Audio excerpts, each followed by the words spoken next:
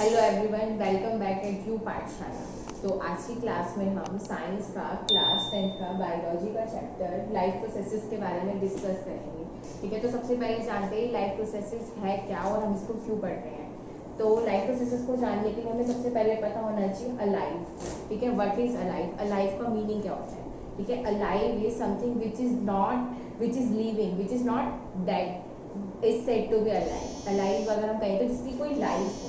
ठीक है, simple word में अगर हम हिंदी में कहेंगे तो कोई भी चीज़ जो जिंदा है दैट इज अलाइव। ठीक है, तो उस जिंदा चीज़ को मेंटेन करने के लिए या उसकी लाइफ को कंटिन्यू करने के लिए जो प्रोसेसेस होते हैं, ठीक है, उनको हम क्या कहते हैं, लाइफ प्रोसेसेस। ठीक है, अब हम ये जानते हैं कि क्या हम किसी भी थिंग को लेकर, कोई भी थिंग है, ठीक है, उसको लेकर हम कैसे जाने कि दैट इज लिविंग थिंग और that is non living thing. ठीक है, इसको जानने के लिए हम चाहते हैं कि लिविंग थिंग कैसे पता चलेगा कि this is a living thing. तुम्हारे पास कोई भी नई चीज़ लाके खड़ी करते हैं या कुछ भी बोल दे कि इसमें बताओ कि ये लिविंग है या नॉन लिविंग है, तुम कैसे इसको डिस्क्राइब करोगे। ठीक है, तो हम कैसे जानेंगे कि लिविंग थिंग को डिसाइड करने का मोस्ट इंपॉर्टेंट क्राइटेरिया या समथिंग इज अलाइव, उसका मोस्ट इंपॉर्टेंट क्राइटेरिया है मूवमेंट। ठीक है, किसी भी चीज़ में कोई भी मूवमेंट हो रही है तो that is something is alive.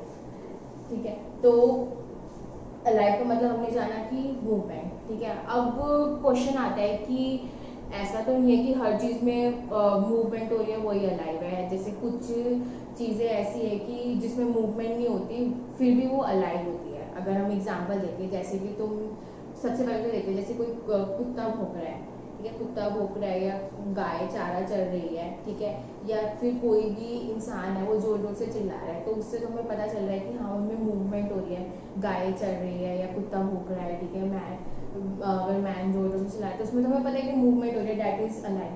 अगर वो इंसान भौंक चिल्लाने की जगह सो जाए, ठीक है, कुत्ता भौंकना बंद कर दे, बिल्कुल शांत हो जाए, या गाय चारा खाना बंद कर दे, बिल्कुल शांत हो जाए, तो उसका मतलब क्या हो गया कि उसने मूवमेंट बंद कर दी, तो क्या वो लिविंग थिंग नहीं है?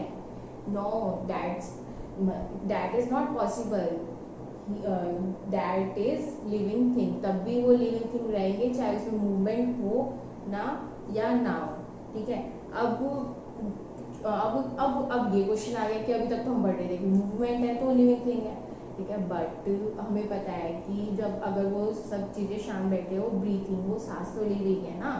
ठीक है, तो लिविंग थिंग्स का मतलब ये होता है कि which move by themselves without any external help, जिसकी मूवमेंट हो रही है वो बिना किसी एक्सटर्नल हेल्प की हो रही है। ठीक है, अब जैसे हमने पढ़ा कि जब इंसान सो रहा है तो उसमें कोई मूवमेंट नहीं हो रही, बट उसकी ब्रीथिंग, ठीक है, उसकी बॉडी के अंदर तो केमिकल रिएक्शंस हो रही है ना, जिसकी वजह से वो लिविंग थिंग है।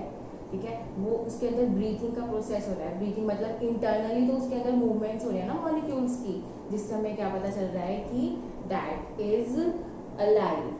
ठीक है, तो अभी तक हमने पढ़ा कि एनिमल्स के बारे में कि जो मूवमेंट होती है एनिमल्स की एक जगह से दूसरी जगह बहुत ईजिली हो सकती है। ठीक है, बट अब लिविंग थिंग्स हम छोटी क्लासेस में पढ़ते हैं कि लिविंग थिंग्स में एनिमल्स और प्लांट्स दोनों इंक्लूड होते हैं। तो बट अबाउट प्लांट्स, प्लांट्स की तो हमें मूवमेंट दिखती ही नहीं है, वो तो बिल्कुल इनविजिबल होती है मूवमेंट्स। ठीक है, तो बट ऐसा नहीं है, प्लांट्स में भी मूवमेंट या उनकी भी ग्रोथ होती है। ठीक है, उनकी जो ग्रोथ होती है वो थोड़ी स्लो होती है और हमें ऑब्जर्व करने में उसको थोड़ी डिफिकल्टी होती है। ठीक है, बट उनकी भी मूवमेंट होती है। ठीक है, तो most important criteria to decide living thing is movement. ठीक है, इसको थोड़ा आगे फर्दर अगर हम एक्सप्लेन करके देखें तो जैसे कि जो प्लांट की मूवमेंट होती है वो ऐसे कह सकते हैं कि जैसे उसकी शूट में ग्रोथ होती है, तो ग्रोथ, ठीक है, मूवमेंट इन फर्दर मूवमेंट का क्या रिजल्ट आता है, ग्रोथ। ठीक है, तो मूवमेंट से हमें क्या, अगर तुम्हें देखना है कि किसी भी चीज़ में मूवमेंट हुई है, अब जैसे प्लांट्स की मूवमेंट तुम्हें नहीं दिखती, ठीक है, बट तुम उसकी ग्रोथ तो देख सकते हो ना, पहले वो इतना छोटा सा था बट वो धीरे धीरे धीरे धीरे मूवमेंट कर करके उसकी ग्रोथ यहाँ तक पहुँच गई। ठीक है, तो ग्रोथ से हमें दिख सकता है कि किसी भी चीज़ में मूवमेंट हुई है या नहीं हुई। जैसे तुम्हारी एग्जाम्पल ले लो, पहले तुम छोटे से थे, बच्चे थे, ठीक है, तो तुम्हारी मूवमेंट हो के तुम्हारी इतनी ग्रोथ हुई, अब तुम इतने बड़े हो गए, तो दैट इज ग्रोथ। तो अगर हम ग्रोथ, किसी भी चीज़ को ग्रोथ देख रहे हैं, ठीक है, किसी भी चीज़ की ग्रोथ देख रहे हैं, तो उसका मतलब उसमें मूवमेंट हुई तो मतलब क्या है कि वो अलाइव है या लिविंग थिंग है। अब प्लांट की मूवमेंट, जैसे उसकी लीव्स में मूवमेंट है, उसकी फ्लावर्स में मूवमेंट है, उसकी रूट्स में मूवमेंट है, ठीक है। आप जैसे एग्जांपल ले सकते हैं कि सनफ्लावर का लेते हैं, ठीक है, जहाँ पे सनलाइट की डायरेक्शन आएगी तो उसकी जो शूट की ग्रोथ होगी वो उसी डायरेक्शन में होगी। और दूसरा एग्जांपल जैसे टच मी नॉट या मिमोसा पेडिका का एग्जांपल है, जो टच मी नॉट जिसको हिंदी में छुई मुई कहते हैं, ठीक है, तो उसकी ग्रो, अगर उसको कोई भी फिंगर से टच करेगा तो वो अपनी लीव्स को क्लोज कर लेगी, मतलब वो एक मूवमेंट शो कर रही है ना, तो जिससे क्या चला कि दैट इज लिविंग थिंग, ठीक है। अब नॉन लिविंग थिंग कैसे? नॉन लिविंग थिंग इज कि जो किसी एक्सटर्नल हेल्प की वजह से मूव करेंगे, मतलब which can not be move by themselves, कि वो अकेले कोई भी मूवमेंट नहीं कर सकते। जैसे कि एक जगह पे अगर ये मार्कर यहाँ मेरे हाथ में है, ठीक है, तो ये मार्कर यहाँ से यहाँ नहीं जा सकता जब तक मैं इस मार्कर को यहाँ से यहाँ नहीं लेके जाऊंगी, मतलब ये यहाँ का यहीं स्टेबल रहेगा। तो दैट इज इससे चला कि ये नॉन लिविंग थिंग है, क्योंकि इसमें कोई भी मूवमेंट हमें नहीं दिख रही, इसको किसी न किसी की एक्सटर्नल हेल्प की ज़रूरत है, ठीक है।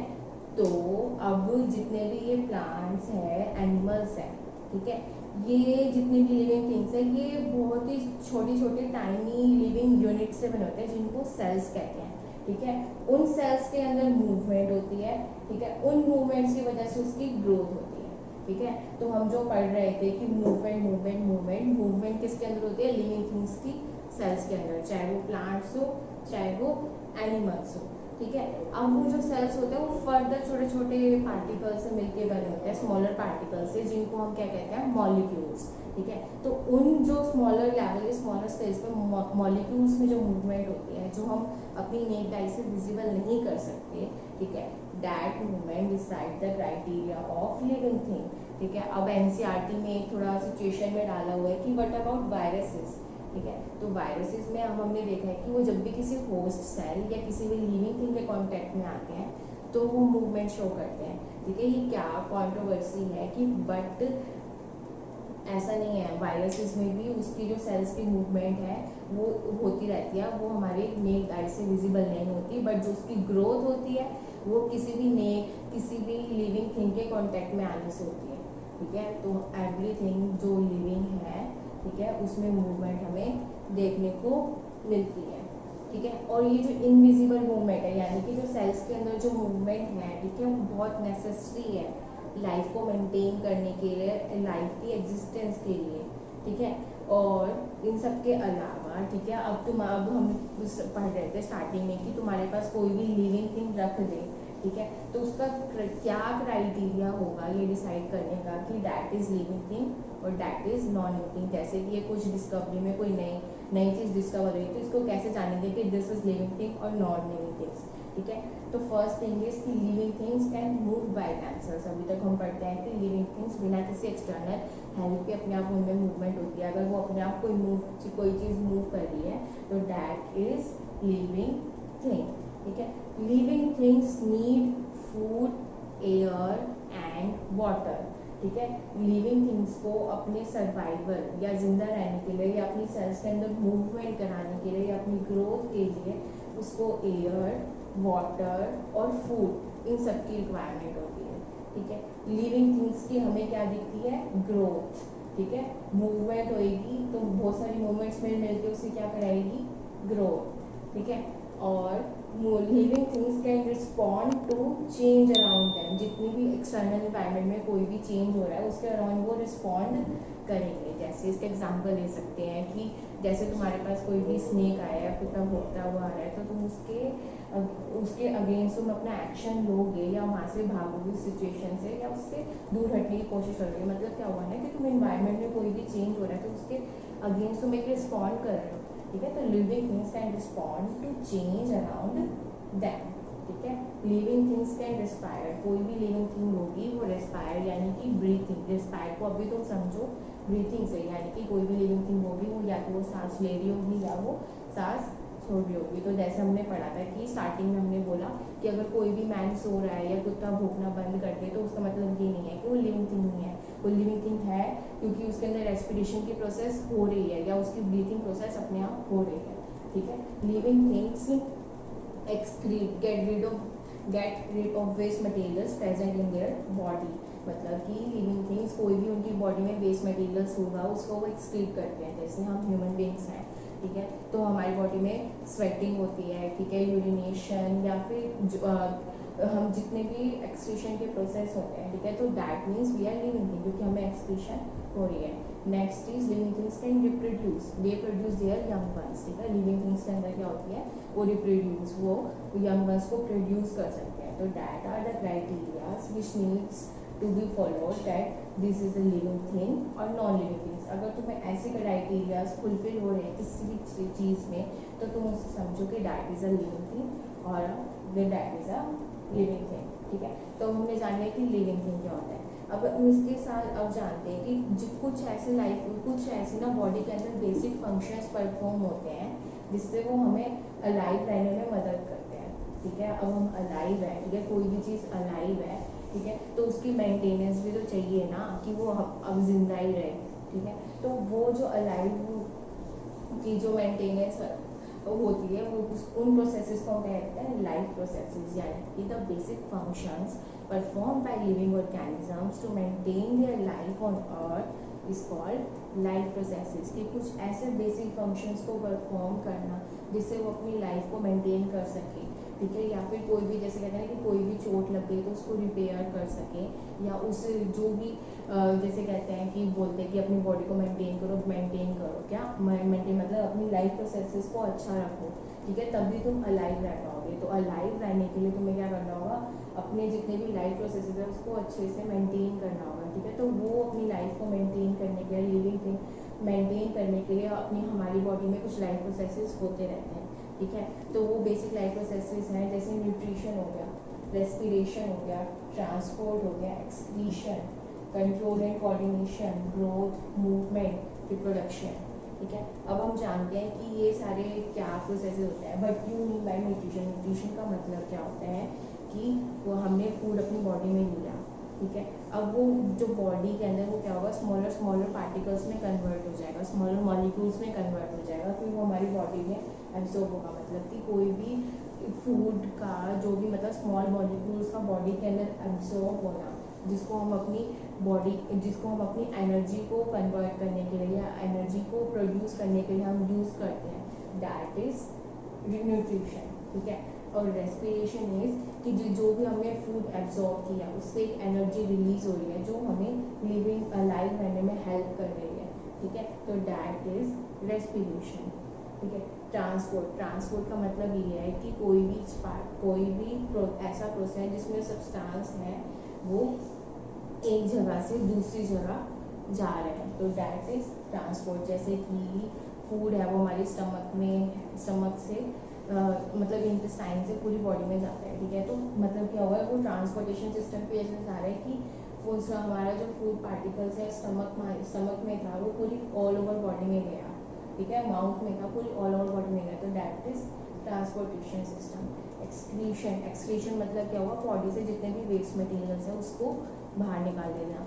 जैसे कि अपने नजर की बचपन में हम जब छोटे थे तो हम आर्ट एंड क्राफ्ट करते थे, ठीक है, आर्ट एंड क्राफ्ट में क्या करते थे, जो भी हमें कोई भी डायग्राम या कोई भी हमें कुछ भी मटेरियल बनाना होता था वो बनाते थे। उसके अलावा जो अननेसेसरी थिंग्स थी, ठीक है, जो बच गई थी उसको हम डस्ट में डाल देते। तो एक्सक्रीशन का भी तुम मैसेज दे सकते हो कि जो भी तुम्हें फूड से एनर्जी मिलनी थी वो तुमने ले ली, ठीक है, जो भी प्रोडक्ट्स तुम्हारे रिक्वायरमेंट में थे वो तुमने ले लिए। अब जो अननेसेसरी प्रोडक्ट्स बच गए उसको बॉडी से रिमूव करना, टॉक्सिन्स को बाहर निकालना, that is excretion. Control and coordination का मतलब अभी हम जाना है कि कोई भी respond to change around time, कि कोई भी एक्सटर्नल एनवायरनमेंट में कोई ऐसे चेंजेस हो रहे हैं, ठीक है, जो तुम्हारी सर्वाइवल के लिए चाहिए या उसको मेंटेन करने के लिए चाहिए, उसके अगेंस्ट एक रिस्पॉन्ड करना, that is control and coordination, ठीक है। ग्रोथ मतलब वही कि स्मॉलर लेवल पे जो मॉलिक्यूल मूवमेंट होती है मॉलिक्यूल्स के अंदर, तो वो एक लार्ज स्केल पे जाके क्या बन जाती है, वो एक ग्रोथ, ठीक है, दैट इज ग्रोथ। और एंड लास्ट इज रिप्रोडक्शन पढ़ चुके हैं कि the process of inverse making of more organisms from the existing ones, जिससे कि वो ऑर्गेनिज्म है अपनी जो अर्थ के ऊपर पूरी तरह रह सके, दैट इज रिप्रोडक्शन। ठीक है। तो ये सारे हमारी बॉडी के अंदर कुछ लाइफ प्रोसेसेस होते हैं जो हमारी इसको मेंटेन करते हैं, ठीक है, अलाइव, ठीक है। तो दैट इज लाइफ प्रोसेसेस, ठीक है। अब इन लाइफ प्रोसेसेस को सारे लिविंग ऑर्गेनिजम्स को मेंटेन करने के लिए क्या चाहिए, एनर्जी, ठीक है। और वो एनर्जी कहाँ से मिलती है, फूड। तो food is a fuel which provides energy to all organisms, ठीक है। फूड एक ऐसी फ्यूल है जो पूरी एनर्जी प्रोवाइड करती है। तो फूड से ही सब कुछ लेते हैं, ठीक है। फूड से हमारे न्यूट्रिशन, ठीक है, फूड ही बॉडी के अंदर एब्जॉर्ब होगा in the form of nutrition, मतलब एक्सटर्नली हमने फूड लिया बट जो इंटरनली जो बॉडी हमारी कैसे लेगी, that is in the form of nutrition, ठीक है। फिर वो जो उससे एनर्जी रिलीज हुई, ठीक है, वो हम यूटिलाइज कर रहे हैं अपने सर्वाइवल के लिए, ठीक है, दैट इज रेस्पिरेशन, ठीक है। रेस्पिरेशन का फिर आता है ट्रांसपोर्ट, जो भी हमने न्यूट्रिशन लिया अगर वो एक जगह पे है, ठीक है, उसको पूरी ऑल ओवर बॉडी में ट्रांसपोर्ट करना है, तो दैट इज ट्रांसपोर्टेशन। कोई भी एक्स्ट्रा सेलुलर वेस्ट या कुछ भी हमारी बॉडी में बच गया है, ठीक है, तो ये वो होगा एक्सक्रीशन, ठीक है। कंट्रोल एंड कोऑर्डिनेशन, जो हमने एक्सटर्नल एनवायरनमेंट के चेंजेस के अराउंड हमने जो पढ़ा। फिर ग्रोथ, मूवमेंट एंड रिप्रोडक्शन। तो these are the life processes, ठीक है। और इन सबको मेंटेन करने के लिए बट वी नीड एनर्जी, ठीक है। Energy is the basic form which needs to maintain our life processes, ठीक है। तो ये एनर्जी सब कुछ प्ले करती है, और एनर्जी हम कहाँ से डिराइव करते हैं, with the help of nutrition and respiration, ठीक है। तो that is all about life processes. Thank you so much इस वीडियो को सुनने के लिए, ठीक है। और नेक्स्ट क्लास में अब हम पढ़ेंगे न्यूट्रिशन के बारे में, तो दैट इज लाइफ प्रोसेसेस। तो इस चैनल को लाइक करिए, कमेंट करिए, सब्सक्राइब